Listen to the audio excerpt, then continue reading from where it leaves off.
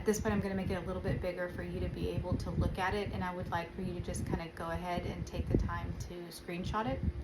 This is a diagram that I created several years back in conversation with a new leader, and I was trying to explain to them how to leverage all of the different parts of your team. In this diagram, we're going to count 4 different types of leadership, and I chose the word manager because I felt like that was the easiest, but it doesn't necessarily matter what your actual title is. So we're going to say that you're the boss, okay? So manager slash boss.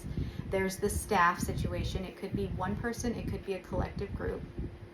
And then there's informal leaders and formal leaders. And so this diagram really focuses on change, and it doesn't necessarily even matter what kind of change it is.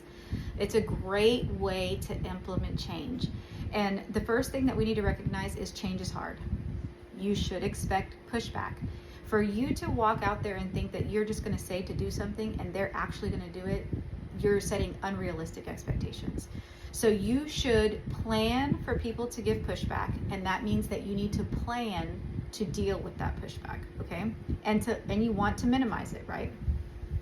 So in this example, we're going to change the culture, and we're going to create a culture where it is okay to tell and to come forward to the leader and let them know that something is going wrong on the unit, okay?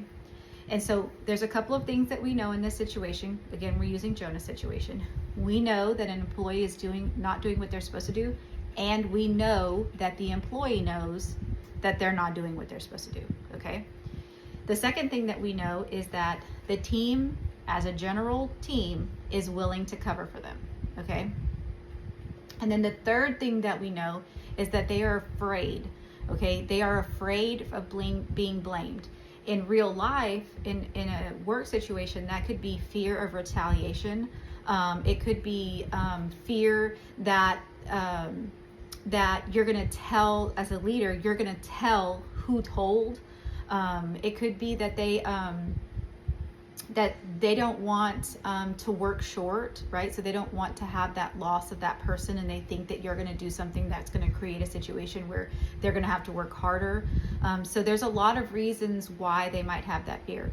And it's important to recognize all of those things, because when it comes time to use the leaders in their specific roles, it's going to be important.